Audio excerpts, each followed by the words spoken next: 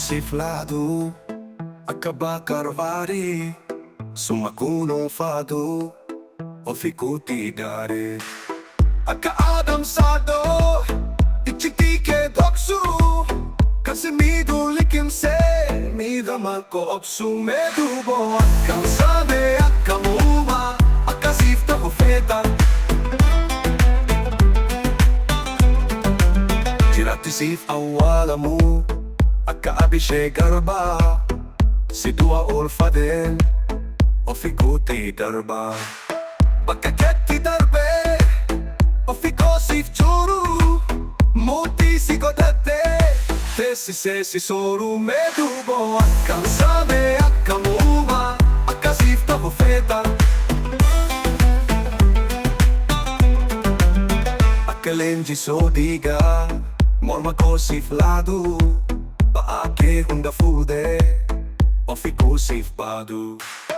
Akajara apagada, tukarati chichu, tuus tu ibade, hachifta umichu medubo. Akam sabe, akamuma, akasifta hufeta.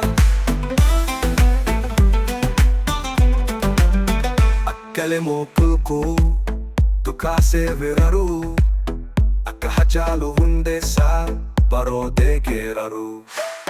Aka usmayo musa, wali se sif sirbu, aka episa at dunya, sif se nure irumedubo. Akam sabe, akamuma, aka sif ta hufeta. Aka Abu Bakar Musa, pinensa niya damu, dalo taf tunggu tae, o fikuti damu.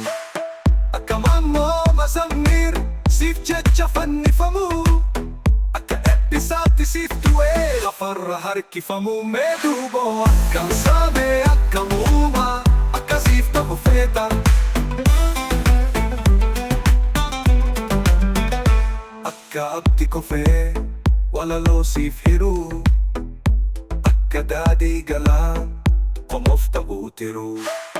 Akabaro tungsa, sumarchachatu, akahachaluko, akaketi falme, due bollabu.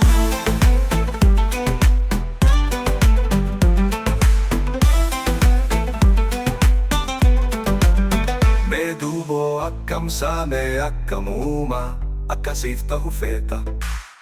Akahaile fida, akakesif baru, akatate biru, taloto ko karu.